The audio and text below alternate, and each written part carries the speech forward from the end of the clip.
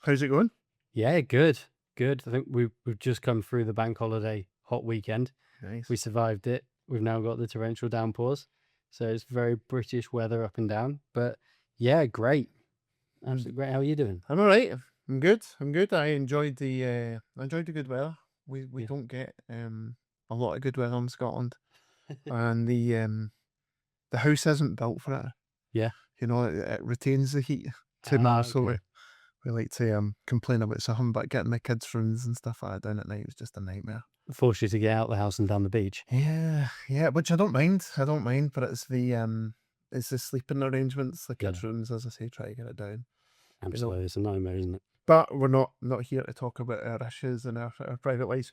But it does lead into like temperature at work, Yes, and obviously the issues and stuff that people may be having just now with that change in weather. absolutely. And a common one that Yeah, we get is what's the maximum temperature that yeah. we can work in. I guess you guys get that a lot on the advice team. We do. We do. I remember obviously when back at school, I Mm. used to try and look at that and be like, what Yeah. temperature does it need to be that we can all go home? And so it is one of these things that always gets asked, Yes. and there is no legal limit. There's not, is there? There's a cold limit. Yeah, Yeah, but was a minimum temperature depending on your environment, yes, but not hot, which yes, is, I think, probably a historic thing for the UK. But climate change, the bank holiday weekend makes the point. We're getting a lot more hot weather and extreme weather. yeah, And it's easy to say, team, stay hydrated, here's some water, but does that cut it? yeah. So I know the government is looking at introducing a, a mandatory maximum.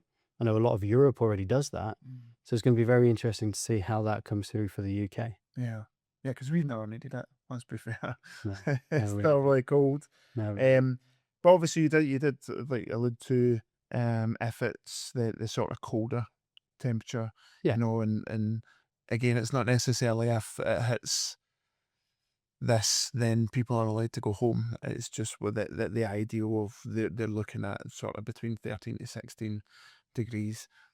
So what sort of things can people be doing then? Say we've just type of weather that we've just had, really hot. What can people be looking to implement to? yeah. So you got the really obvious ones. You've got the stay hydrated, provide water. But then you should be looking further at, what's actually going to cause people to overheat. Do you need to adjust your work activity?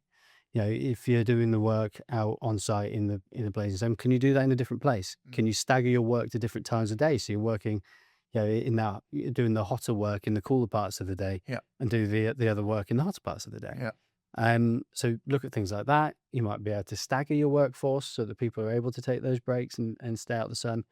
So there's lots of things you can do. It's more on that operational side of seeing how can you adjust what's going on, but also think about workwear.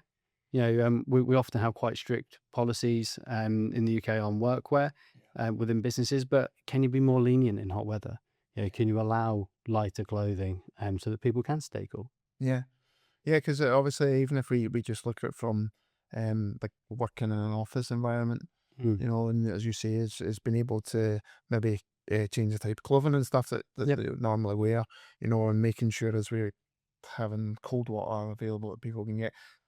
But even, I mean, we had it where some of our amazing colleagues went out last week and bought ice wallies and ice cream Yes. and brought that in, and I know that everyone was very grateful for that. So Yeah. it's Yeah. just looking at the practical Yeah. side of things. Obviously where we're looking at outdoors, and you may have people like say in construction and stuff that are working, that we obviously need to take into consideration their PPE, Yep. and make sure that they're wearing their PPE. But even if we look at it where if you're trying to reduce it as soon as they can take that PPE off, that Yeah. they're taking it off immediately, you might be looking to give them more regular breaks so that they can go in the cool and they can get drinks and stuff. So Yeah. Exactly. yeah, I think that there's just sort of those practical things that people can take away. Yeah. And then we're all we're all used to living in a cold environment, so we Yeah. kind of know what Definitely. sort of things we would be implementing if, Yeah. if people are obviously too cold. Well, you know, the PPE side is actually interesting, especially with construction, because we've just had the HSE's business plan Mm. released. And we've also had the HSE taking a new and very firm approach to silica dust and from cutting stone. Both of those are massive, massive developments. But the interesting thing about the PPE is, of course, a lot of the focus on this business plan is health. Yeah. So it's exposure to substances, especially those you can inhale, and PPE is going to be a part of that as a control measure. So if people are hot and taking off their RPE, for example, Yeah. if they might be exposed to breathing in silica dust, and that is very clearly now an absolute no from the new regime perspective. So yeah, it's going to be interesting to see how, as we get hotter weather and we've got more of a focus on health, how those two are managed. So the HSC business plan, for those people listening that don't know what it is, can you give them a quick explanation, please? Yeah, of course. So, back in 2022, the HSE set out their business plan for the next 10 years. Yeah. And within that, they had their objectives, which is to reduce work-related ill health, um, particularly in mental health and stress. Yeah. Increase and maintain trust to ensure people feel safe, um, and enable the industry to innovate safely to prevent incidents, but really focusing in on net zero, and then maintaining the UK's record of being one of the safest countries in the world to work. Sure. And then their final objective was to ensure that the HSE is a great place to work and bring the best people in. What they have done since then is each year they will provide a yearly business plan, obviously based on that 10-year one that they set out in 2022. Yeah. And that just allows them to probably reevaluate and make sure that the changes and stuff that has happened in the world, that they can focus in Yeah. on those areas, So if anything were to creep up, that they could then put that within their yearly business plan. So where we look at this year's, Of course.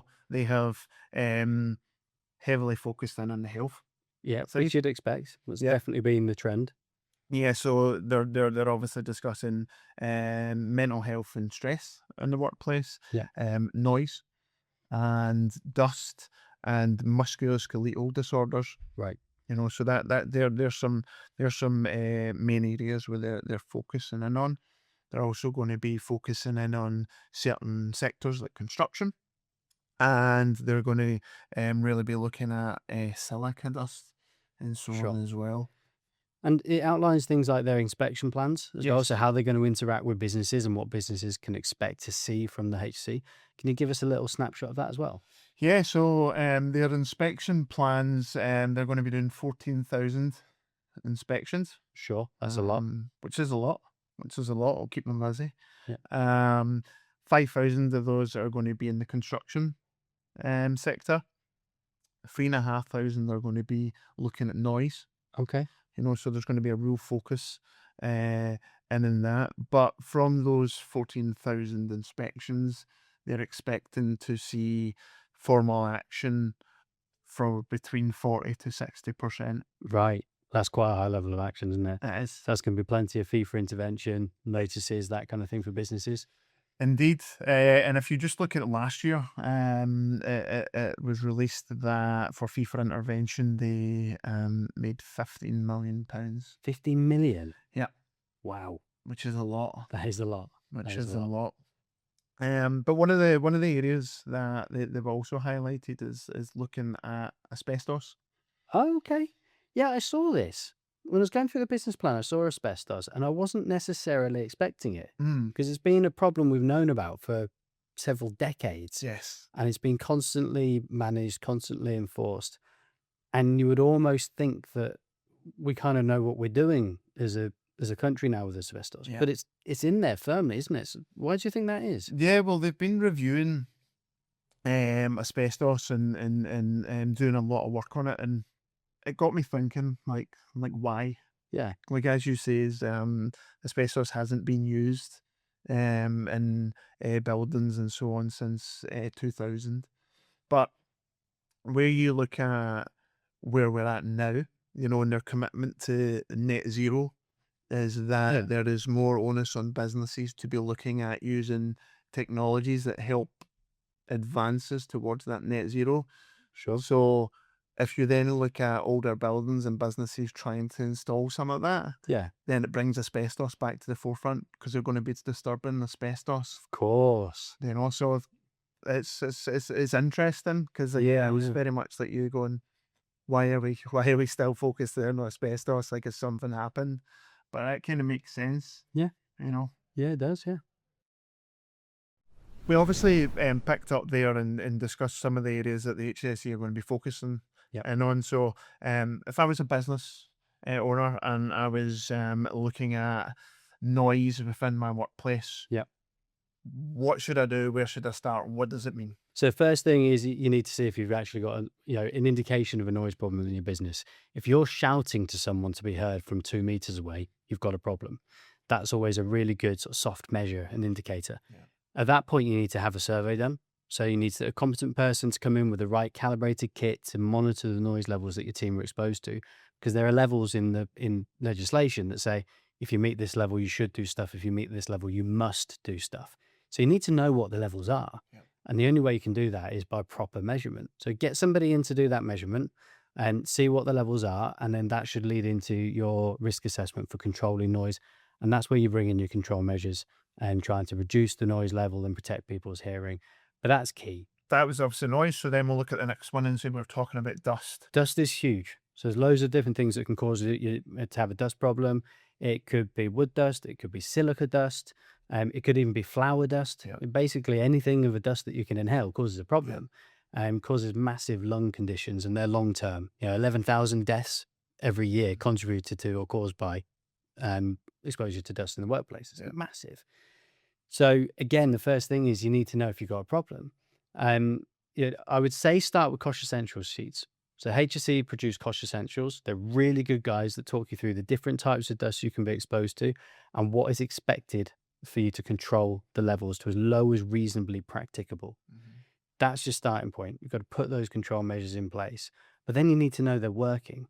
And the only way you can do that is through things like health monitoring. So, you can get a health surveillance company to support you by doing things like lung function testing to see if people's breathing's affected. That's really, really good. But we also, there are things you can do like air monitoring. And I know you support clients in our business through air monitoring as well. Yeah, indeed we do. We, as you just alluded to there, is that if our clients need any help in understanding if their control measures and so on are working, we go in, competent person, and we do that monitoring, and hopefully we see everything is fantastic and everything is in place. Or obviously, if that's not the case, then we put recommendations in place and guide our clients on what they need to be doing. Fantastic. You know, so if we then looking at stress, right, and I Yep, want to ask you to actually go in stress because we obviously covered this last time round. We done we a did. lot Yeah, on stress, but we do know that this is a real focus area from the HSE when they started looking at stress and they released the Working Minds campaign. that's right. You know, that was about trying to get people to think about stress and be looking to consider implementing controls to manage that in the workplace. Yeah, But now we're seeing that that's moving to enforcement, you know, and the of expectation course. is that they're going to have the right management tools in place Yeah. to reduce stress. So, that's definitely an interesting one and a key one for us. But we would obviously say as we covered it last time. If we go on to look at musculoskeletal disorders, Yeah. what does that mean for me as a business owner? So I was a bit surprised to see this one in there because again, this is one that's really well controlled. We know what we're doing with it.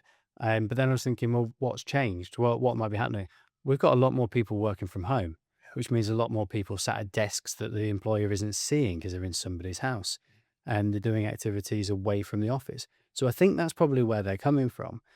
So there's going to be things there about how do you do DSE assessments from somewhere that's not directly in your control as an employer, but you're still responsible for. So I think that's where they might be coming from. But I'm guessing you're seeing some of this on the advice team as well? Yeah, we definitely are. I think that it's a huge topic. I mean, if you think about even where the way the world used to be when we were all in an office, Yeah. You are getting up for your desk a lot more. You're going and speaking to people. You're moving Yeah. about. Whereas obviously we are sat in our desk and you can be in your chair. Teams meetings, like there's no real Yeah. requirement to be moving. So it is something that we see is an issue. And the main thing is that they're carrying out a DSE assessment for Mhm. the individual, getting the individual to complete that, maybe even asking them to take a picture of their workspace, their setup. And then if they identify that there's any problems, then obviously that's where you take the next steps where you may want to introduce occupational health to understand what they need Yeah. and so on. So I do know it's a challenge for business owners because as you say, it's out with their control. But ultimately, yeah, that's what the expectation would be um, for them to just make sure that they're doing regular DSE, training their staff and making them aware, like if anything changes, if anything comes up, let us know straight away and we'll take the appropriate measures. So we talk a lot about risk assessment. Yep.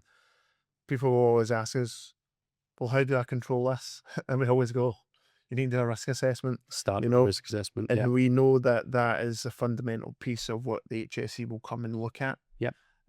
So I'm a business owner. What is a risk assessment? Sure.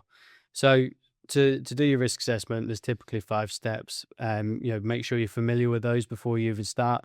You're looking at your hazards, who can be harmed and how. What control measures have you got in place? What do you need to put in place to reduce that risk to as low as reasonably practicable? And then you have to have a constant cycle of review when you get new information and constant checks. It's easy enough to put that in place, but the key is making sure that it's actually a workable document and has an impact. Yeah. Um, I've got a background in enforcement, and as an enforcement officer, when you go into a business and you look at a risk assessment, sure, you look at it on paper. Does this seem to be good? Does this cover all the sorts of hazards you'd expect? Does it have the sort of control measures you'd expect to see? But that's only the starting point. Then you've got a decent piece of paper. The next step is to make sure that actually has some value and meaning. So I'd be looking at are your staff trained on it? Not just have they read it and signed it, but have they actually been trained on what's important out of that risk assessment so they can do their job safely? Mhm. So you look at that, you look for evidence of that, Yeah. but then you go one step further. You go on site and you have a look and you say, well, does this actually marry up with what I'm seeing here? You know, we're talking about hazards. Are they actually on site? Or is this some generic thing that you've cobbled up out of somewhere else? Yeah. You then say, is there anything you've missed? So does it cover everything? Is it sufficient? Yeah. Um, then you go another step further. So you see it looks about right, but then you go and you probe it, you test it, and you speak to staff and say, what would you do in this situation? Does that relate to the risk assessment? Does that relate to what you're expected to do? Or is it something unsafe? You look for indicators that the training hasn't worked very well. You look for indicators of is it actually well implemented on site? Because ultimately that's what the risk assessment's for. It's your starting point to understand what you are doing, what the risks are, and how to control them. But you've got to take the how you control them and actually control them. Yeah. So that's the key. That's fundamentally the We key. see a lot of that when it comes to um, the monitoring Yeah. side, and we've seen that where there may be advice or enforcement that comes from the HSE, and it is that they're looking like they go, well, how are you monitoring this? Yeah. Can you evidence that you're monitoring this, that people are following the risk assessment, that they are um, doing the right things, So you need to be able to evidence that, and ultimately you do that through Yeah. monitoring. And if you can't, then ultimately it just gets taken that you're not doing it. I think one tip for clients as well and people out there that are wondering what can they do about this, obviously make sure your risk assessment's tight, but then I would go through that process of put an inspector's hat on. Imagine you're coming in as somebody from outside the business. You've got your risk assessment. Just go and stand out in the shop floor, stand out in the yard, wait there for a little bit, or even better, look out a window and watch Yeah. where people aren't aware that you're watching and see what really happens. Does this reflect what you're expecting to happen? Does it reflect what your control measures are? Or are you seeing that behaviors are different when people aren't watched? That's a really crucial step because if you do that now, you can get ahead of the HSE when they come and do their 14,000 inspections. And if you're one of the few that get that inspection, you can be confident that you're ready and you're doing everything you reasonably can. Yeah. And it does need to be reflective of how you are actually working, Yeah. because that written risk assessment will be used against you. So whatever you've got written down needs to be what you're actually doing.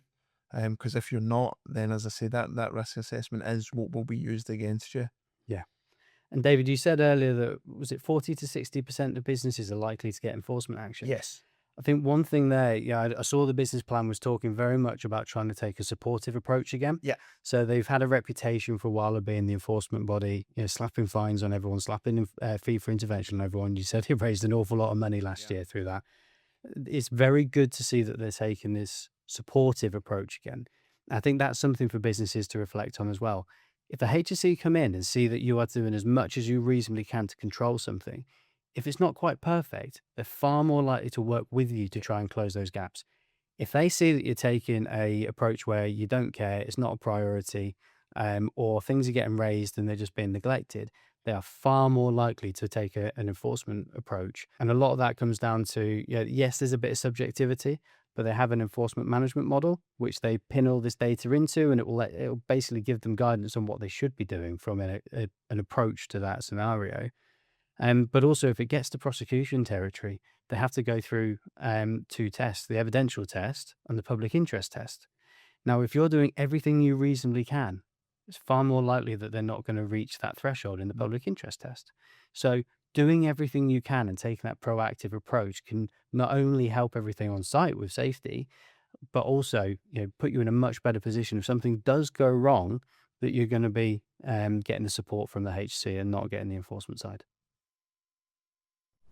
We've seen a lot of stuff in our time. We've done a lot of stuff in health and safety.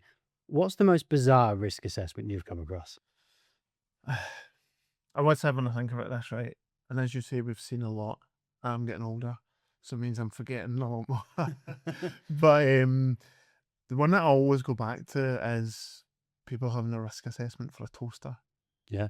Always, like, I don't know why you would need a risk assessment for a toaster. Yeah. And I kind of feel a little bit, if you need a risk assessment for a toaster, then maybe you shouldn't be doing that job, because I would worry. Yeah. So that's one that always sticks, and it feeds into just doing risk assessments for risk assessment's sake. Yes. I'm sure that you've seen or came across. Oh yeah. Similar. The most bizarre one I've seen like that was a risk assessment for glass cups being put in a cupboard. Literally, because they were concerned that there was a risk that they'd fall out and smash and cut somebody.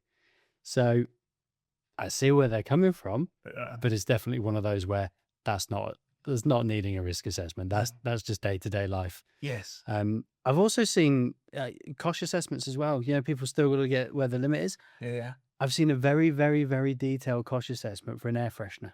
Oh. A plug-in air freshener, right? Not needed. Definitely not needed.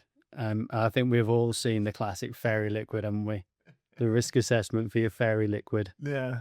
The air freshener. I mean, the full purpose of an air freshener is that you can smell it, and it's nice. Exactly. Yeah.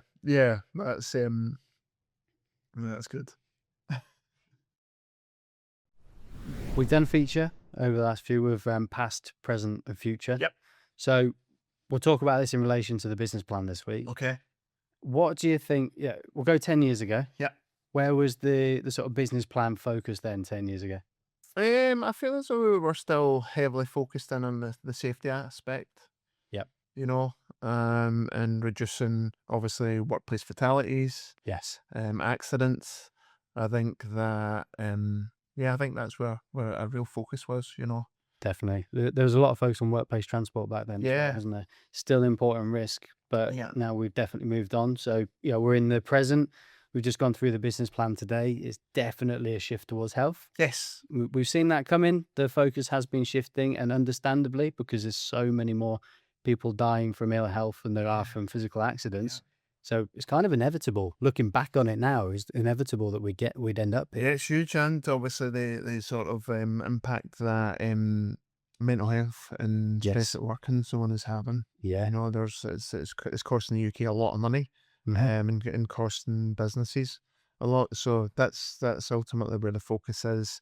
They've obviously put that in their plan for the next, what are we, halfway through? Halfway, So yeah. 2032. So say we get to 2032 and the HSE are releasing their next 10-year plan. What do you think that looks like? I think it will be dramatically different. I think we're seeing a lot of movement into AI. Yeah. So the HSE are already embracing that. You can see in their plan, they've acknowledged that they're using AI to review their incident reports and things, Yep. which is very interesting. But I think we're going to see a shift because there's a lot of people now using AI to help make their safety management system. They're using it to draft documents, to draft risk assessments, but without necessarily having the competent person's oversight and without necessarily some critical thinking to assess it. Yeah. So I think we're going to see a big shift into how do we manage the role of AI within safety. Yes. And there's a lot of things as well. You know, AI is being integrated into control measures. So things like vehicles detecting humans Yeah. through camera systems, Yeah. using AI to try and detect the person. What happens if that gets hacked? Yeah, there's big implications there. So I think the IT security, the AI security side, I think that's going to start getting some focus from a safety perspective in a way we haven't seen yet. And that's going to be a big shift. Yeah, and I think from our point of view is, where we're heavily into AI and seeing what it can do. So I think Yep. that there's a lot behind that topic, and that's something that Yep. that we'll look to pick up in the coming episodes so that we can go in more depth. Yeah, it'll be a good one. That'll be good. So thanks for joining us on Not Another Safety Talk. Today we've gone through the business plan. We've gone through what that means for you as a business and what sort of things you can do to put in place now so that you're prepared should the HSE come knocking.